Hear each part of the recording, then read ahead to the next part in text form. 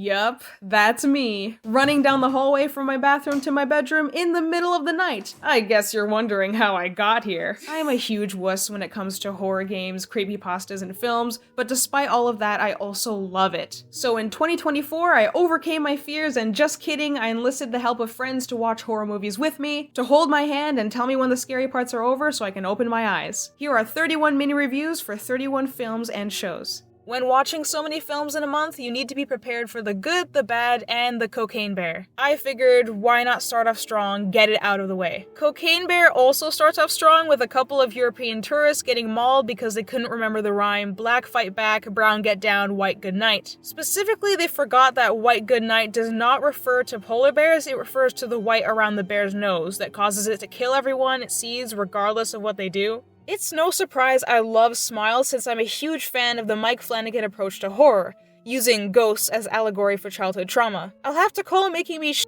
my pants and call my therapist in the same night the Parker Finn approach to horror, because Smile was not any less terrifying the second time I watched it. Barbarian caused me so much discomfort in a way not many other movies have. I found a lot of negative reviews saying the second half ruined it, but I think the second half made it. I find it impressive that this movie has funny moments that don't turn the whole thing into a joke or take away from the disturbing twists and turns. This one was a pleasant surprise. It seems to have a lot of mixed reviews. People say they hate the ending, that the pacing drags, or the characters are stupid, but I think Bird Box manages to be consistently tense and even more importantly, gets you to care. And I didn't feel like any of the central characters did idiotic things just to move the plot forward. The Mist gives itself space to breathe, creating an atmosphere of dread as heavy as the threat of death that hangs over the characters trapped in a grocery store. The pacing of the second act caught me off guard. I was like, okay, this is taking its time, which might be a good thing, but there is a point where you're no longer building suspense, you're losing momentum. Regardless, The Mist holds up enough to be a 3 out of 5, although I still don't know how to feel about the ending. The long-awaited Adult Swim adaptation of Junji Ito's Uzumaki went through production hell behind the scenes and became the biggest fumble of 2024. This may be a series, but I just have to talk about it, and technically all 4 episodes are the length of a movie. The first episode is everything I'd been hoping for since seeing the teaser trailer about a year ago. Previous adaptations of Junji Ito's short horror stories didn't understand that the lack of color and slower pacing contribute to the eerie atmosphere, but this one does. The score is by the same person who composed for Hereditary and Color Out of Space, and it fits so well with the grotesque, uncanny visuals. But the animation quality dropped very noticeably in the next 3 episodes, and the pacing kept getting faster, skipping through parts of the manga that I wanted to see. I'm giving Uzumaki 3 stars for what it could have been. This movie made me never want to drink water again. This movie made me want to eat a hamburger. I didn't even realize No One Will Save You had 2 lines of dialogue until it was over. I loved everything about it. Right next to Nope, it's now one of my favorite Alien movies. I strongly recommend going into this one blind. Keeping to the theme of things from outer space, I felt like watching something by Ridley Scott and ended up with a prequel to Alien. I enjoyed it just as much as the original, it left me wanting more from the world and from the characters, and did not disappoint with the body horror. The Passenger felt much shorter than its runtime. My notes just say,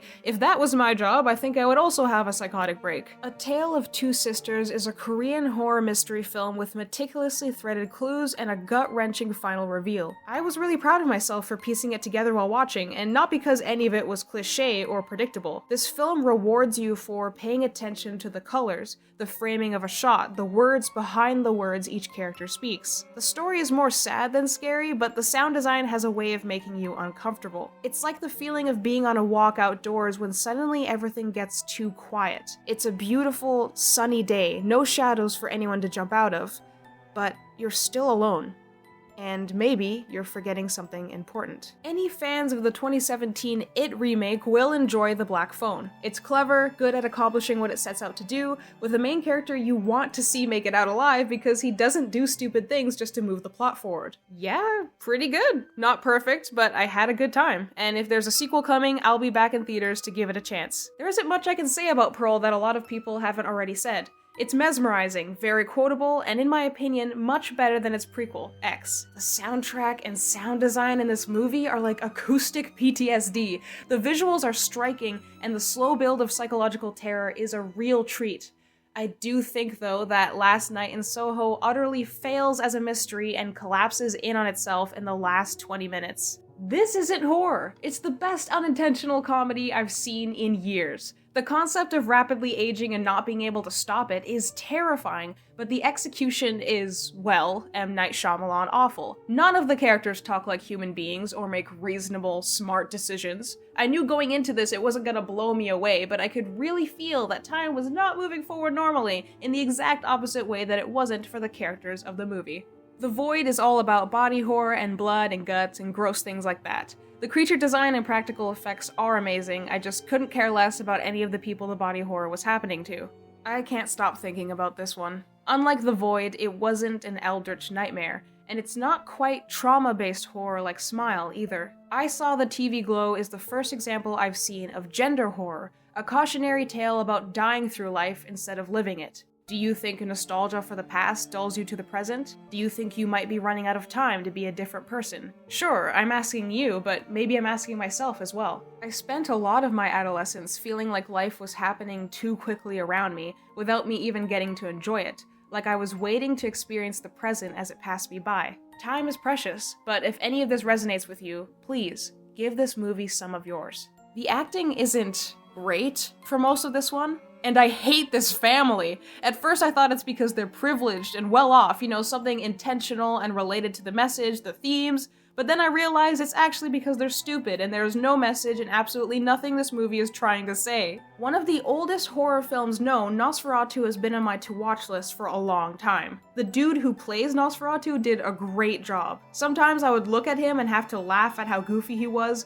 but other times his appearance and movements were genuinely unsettling. Still, overall, not very scary. At one point, the main character wakes up with 2 punctures in his neck, and instead of making the connection between that and the Count's clearly visible long pointy teeth, he goes, "Gee, the mosquitoes around here sure are big!" Although Happy Death Day does something underwhelmingly simple with its very cool premise of, what if Groundhog Day involves solving your own murder, I still loved every second. I loved the campiness and the cringe, I loved that it at least has a message, as cliche as it is, it still made me tear up. I don't know, it's kind of a comfort movie for me, so maybe others wouldn't give it as high a rating, but this is my list, so no one can stop me anyways. Next, I watched both the 1960 version and the 1986 version of Little Shop of Horrors. It was my first time watching both, and I had a lot of fun. They're both charming in their own ways. The 1960 movie was more like a comedy, if you're into 1960s humor, and the 80s one is funny, but leads more into the horror side of things. This is your standard dumb shark survival horror featuring big, violent, hungry shark, quirky blonde girl with unresolved trauma, and seagull! I only cared about the seagull.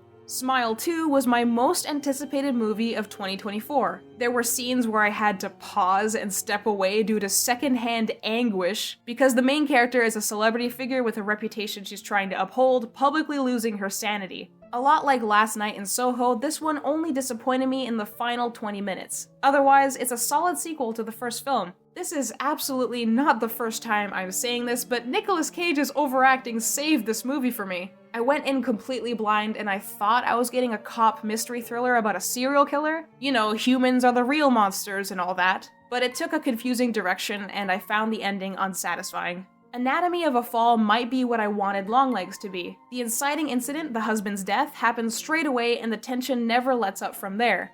I was on the edge of my seat, feeling the anxiety and paranoia of the courtroom scenes, and dang, give the dog an Oscar! I don't think there's any other movie like A Girl Walks Home Alone at Night. It's a Persian-American western about a vampire that haunts a small town, and there are so many adjectives I could describe it with, just not in a cohesive video essay way. Go watch this one. You won't regret it. Cuckoo has a unique premise. The acting and sound design stood out, and the monster concept is super cool. There are just unexplored elements and loose ends about various characters and plot points that left me with a lot of questions. The 31st movie I watched is Lisa Frankenstein. I'm positive that 10 years from now it'll be considered a seasonal classic like Mean Girls for Goths. Lisa Frankenstein is a stylish slasher comedy perfect for turning your brain off. It's also a romance, so I gotta comment on the leading guy. Honestly, I liked him better when he was more dead looking. Near the end of the movie, he started to look way too much like Cole Sprouse, which brought back repressed memories of the Riverdale reboot. To summarize though, this movie made me happy, and I hope you enjoy it too if you decide to check it out.